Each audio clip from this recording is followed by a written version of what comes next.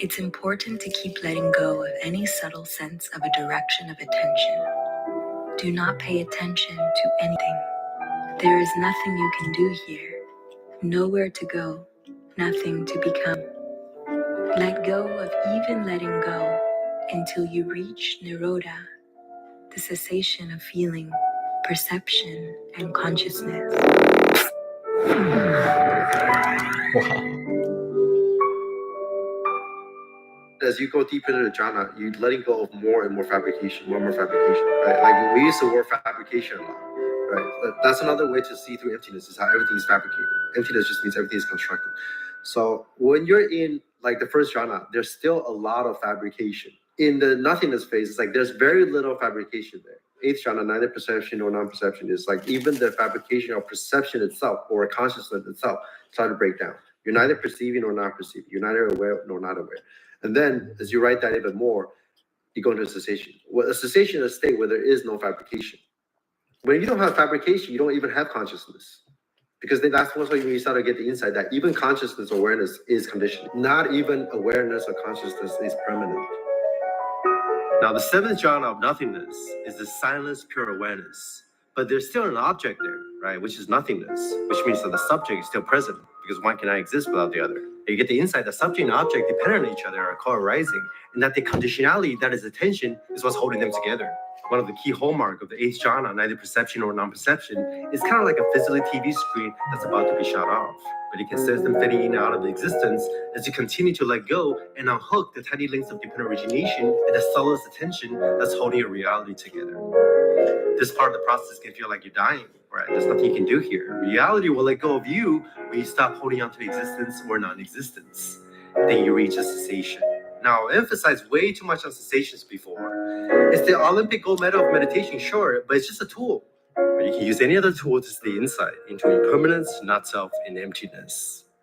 See, you want to rewire the brain almost at the hardware level to perceive experientially that time, space, and consciousness are not the container or the source of causes and conditionings, but they themselves are part of the webs of conditionality, therefore empty of inherent existence. So what is the ground of reality? There is none. So when you come out of cessation, you see that everything you defabricate start to come back online. Okay, perceptions start to come back, sensations come back, consciousness comes back. And then all those fabrications start to come back. So the unconditioned state is really no different than the conditioned state. Don't interfere with this conditionality. You don't create more condition around the webs of conditionality of the universe. That's another insight, is that there's no agency to control it outside of this webs of cause and condition. You can't step outside of it. The only thing you can do is disappear into it, or just be okay with it. That's another way to put it.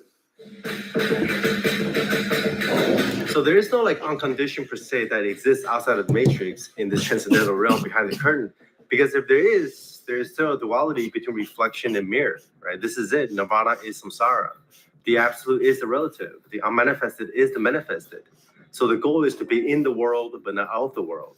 So at first, you realize the infinite space of awareness and watch how thoughts, sensations, bodies, and the whole world are rising in and out of it. This is the realization of I amness, or unbounded consciousness, or pure presence, or oneness, but that's not self yet.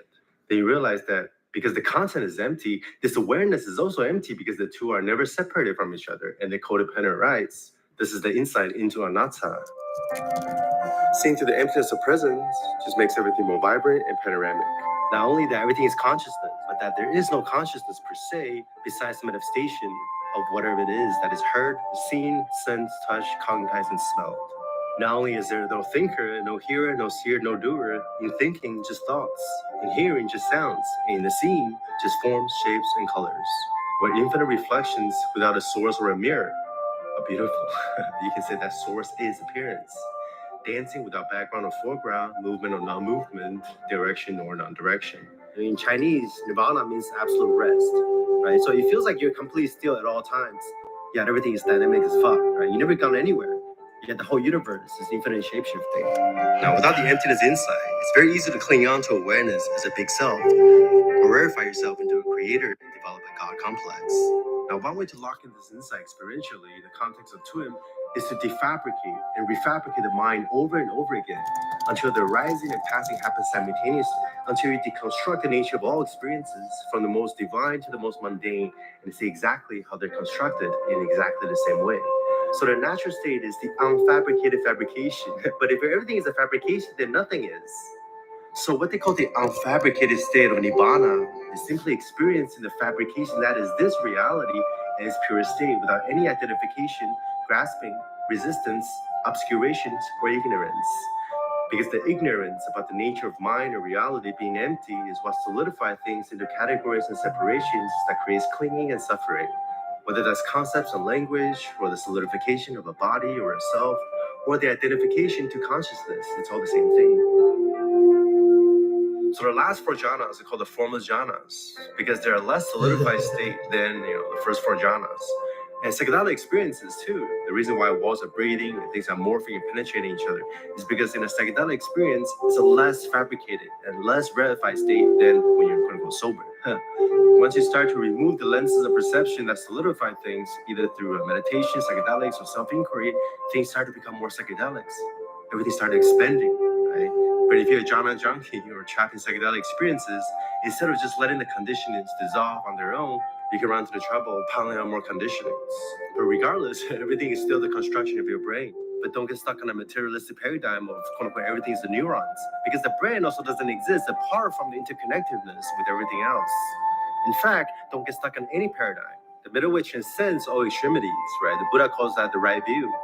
And you cannot possibly recognize the middle way if you don't have an anatta realization, because the dualistic mind or the center is always going to cling on to an extremity, even if it's very subtle, even if you don't recognize it. In the sutra, they mention four extremes that are dropped with the anatta realization. You are this or that, you drop that. You are not this or that, you drop that. You are neither this nor that, you are both this and that, you drop that. Shut the fuck up, let all that go, and just relax and just be. Emptiness is form. Like they're one and the same thing. It's not like emptiness vibrates into form or like form disappears or dissolves into emptiness. There are phases like that. You feel like awareness is shapeshifting into the world. But even that is an illusion, actually. Because if that's still happening, or even like the rising and passing away of sensation into empty space and coming back online or whatever, there's still some of a process in there. But when you completely collapse time, everything is just happening spontaneously. Like, boom, that's it. And then when you turn your head, boom, a new feel. Like there's no proof that it's the same awareness you're perceiving through the world right now as 5 minutes ago. Or like this thing called, what is the phase before your grandparents were born? There's no phase between your parents were born. This is the phase. This is the only phase right here, right? A sensation is arising right now because of the webs of conditionality, just like the rainbow. Awareness itself is just another rainbow. The objects are rainbow. Awareness is not like a perceiving of the rainbow or a source of the rainbow. But then you can't pinpoint one thing and say this is causing that. That's why you shouldn't look at dependent origination as like a linear fashion of cause and effect. Because at the truly non-dual state, the cause and effect becomes one. The cause is the effect. When the right conditionality arises, this arises. When the right conditionality ceases, that ceases. But that's not really a linear process of like A causing B causing C. Sure, on the more relative level of cause and effect, there can still exist there. But at the ultimate non-dual perspective, the conditionality really is not something in time. So understanding dependent origination, love, emptiness, and the middle way, it's all the same insight. If things come to an existence only through conditionalities and interconnectedness, then nothing stands alone, and nothing has inherent existence apart from this infinite webs of co-creation. It's like this interest net where every point is connected to every other point in the universe. It's connected to itself. Now, this is the biggest mindfuck that collapses the biggest duality there is between existence and non-existence. What dependent originates never arose in the first place. Nothing's truly arising, nothing's abiding, and nothing's ceasing either. While the holograms are interpenetrating, yet nothing's touching each other. So the more accurate way to describe dependent origination is codependent non-arising. Everything in the virtual reality world is empty, right? It's all constructed, space, time, distance, whatever. But there is an experience, yet nothing's happening. Everything in experience is like the rainbow. It's there, but not there. But where is this rainbow? When the right conditionality arises, boom, there's the rainbow, there's consciousness. And the next critical frame of experience is a whole new set of conditionalities that are neither different nor the same as the previous ones, erasing the distinction between separateness and oneness, between continuity and discontinuity. See, there is no consciousness without the object of consciousness and vice versa. Quantum physics starting to prove what the Buddha has been talking about for thousands of years with the observer's effect. where things come into existence only through the process of observation and interaction. Otherwise, things exist only in the state of indeterminacy. Yet when all those potentialities come into contact, boom, reality appears. But what is the so-called quote-unquote reality? It's just small waves of potentialities. So it's rainbows all the way down. Is it particle or a wave? Seanless cat is both and neither dead nor alive. In other words, quantum entanglement. A particle on this side of the universe has an effect on a particle on the other side of the universe simultaneously without touching each other. Einstein is like, whoa, that's fucking spooky. But that's actually your direct experience when you reach the deepest part of non-duality, which is non-locality. The Buddha called himself the Tathagata, beyond coming and going. As you can see that there is no thing here. You are therefore located neither in the world of this nor in the world of that, nor in any place between the two, and this alone is the end of suffering. And because the Tathagata doesn't have a true nature or substance, the world also doesn't have an essence. So there's nothing to cling on to. Consciousness is like fire. For fire to occur in this precise moment, you need the intention of setting something on fire, the contact between the sense organ and the fire, the striking between the matchstick and the matchbox. When all these conditionalities occurs, the experience of fire occurs.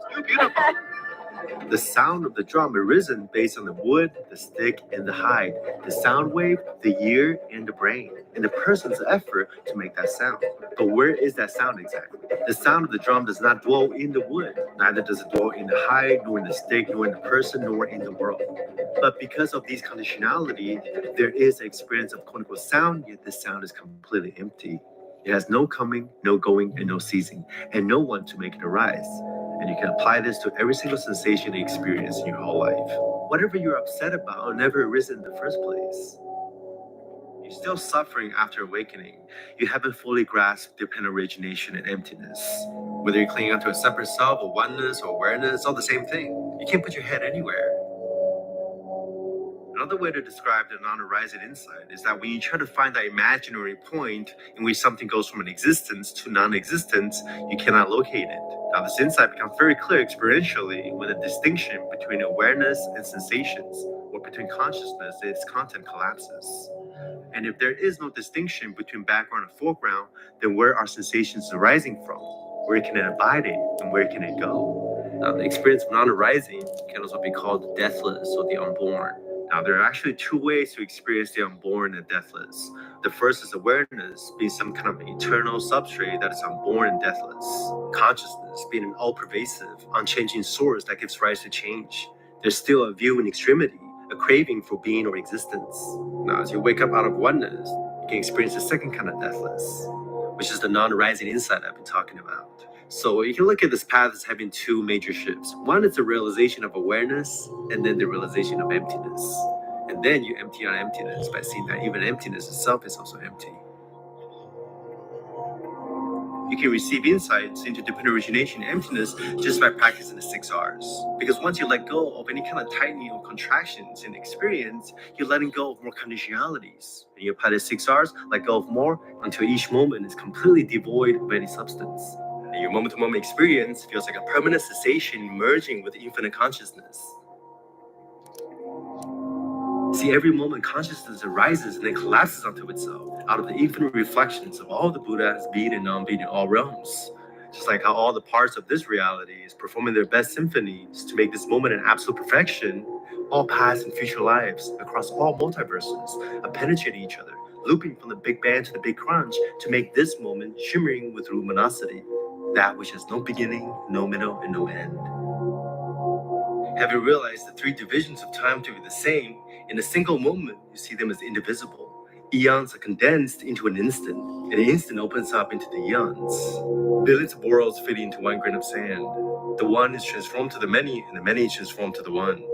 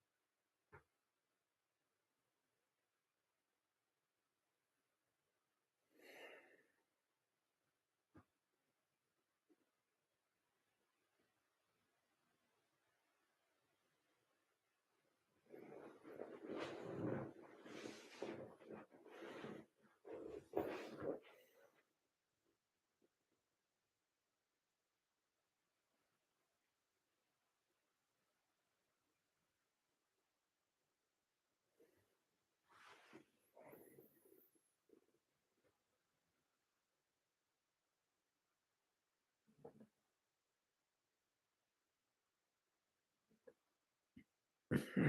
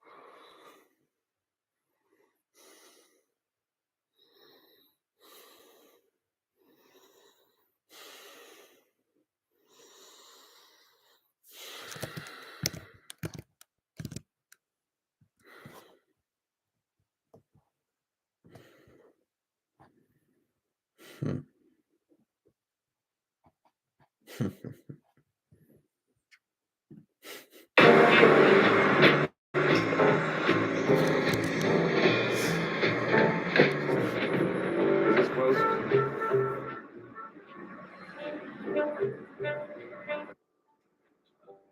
Louis! Louis! Hello, welcome. Come, sit. Hi. Hi. Yeah. Hi. How are you? Hi. You are in show business, huh? Yeah. And tell me all about that. Well, it's going pretty well. I got this show and That's wonderful. Listen, why I want to see you. okay. I was in Boston yesterday Mm-hmm. because I bought a credenza in Geneva. Still representing Mexico at an international finance analysis conference. And I was invited to the palace of some sort of duke. He had this wonderful credenza, and I asked him about it. And he said, well, he was this kind of man who has a hunting dog by his side and boots, like but this kind of man, you know? Okay. And so this duke, I said to him, what a wonderful credenza. And he says, I must make you a gift of one. you know, this kind of. And so he gave me one. And I had it shipped to Boston. And I'm having it redone by the most excellent historical carpenter in Boston. And while I was in Boston, I saw your father.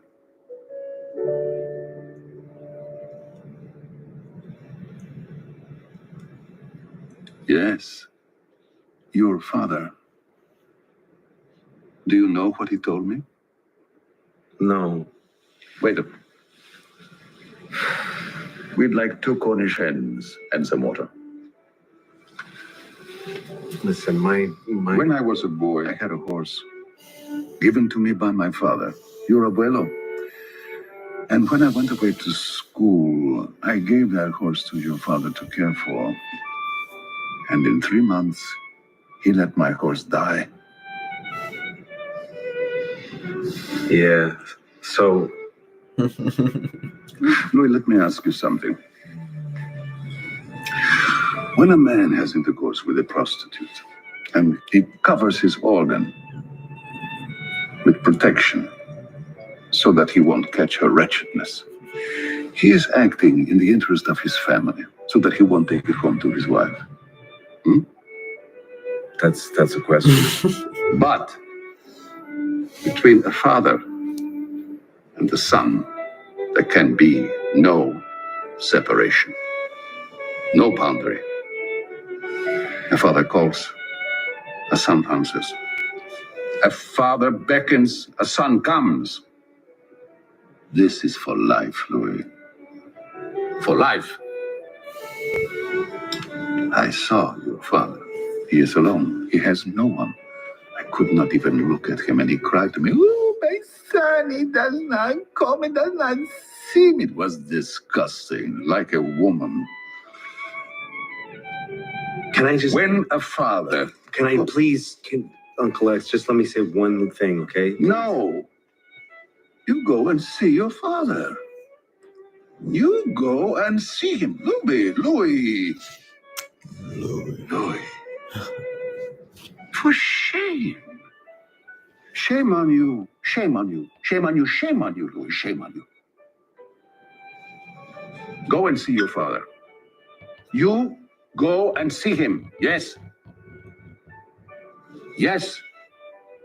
Shame. Shame on you.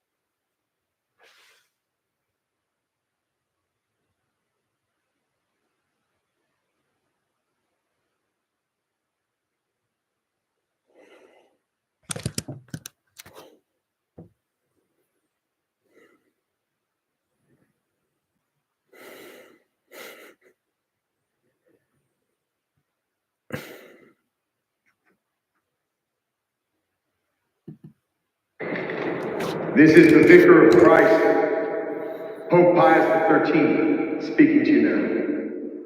Brothers and sisters, I want to be perfectly clear with you. I visited your country and I've seen dead bodies lying on the ground, hunger, blood, thirst, and poverty. All these things are the offspring of the war and violence that has clutched your land for 12 years now. I won't say the names of those who are guilty of this. There are too many of them. We are all guilty. We are all guilty of war and death. All. In the same way, we can all be guilty of peace. Always.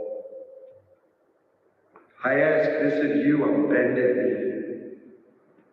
I'm ready to die for you. If only you will become guilty of peace. I always say to the children who write me from all over the world, Think about all the things you like. That is God. Children like all sorts of things, but none of them have ever written that what they like is cool. Now look at whoever is next to you.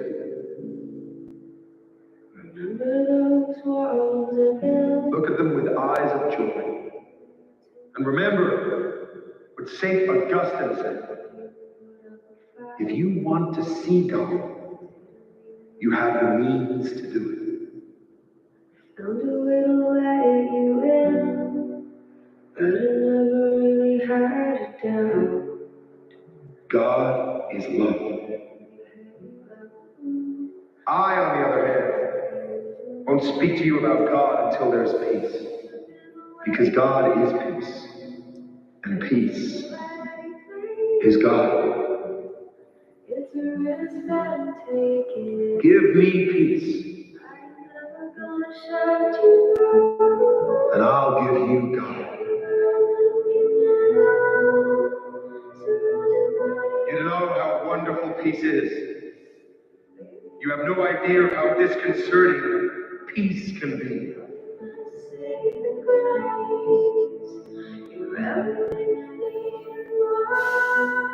And I know it. Because I saw it when I was 8 years old.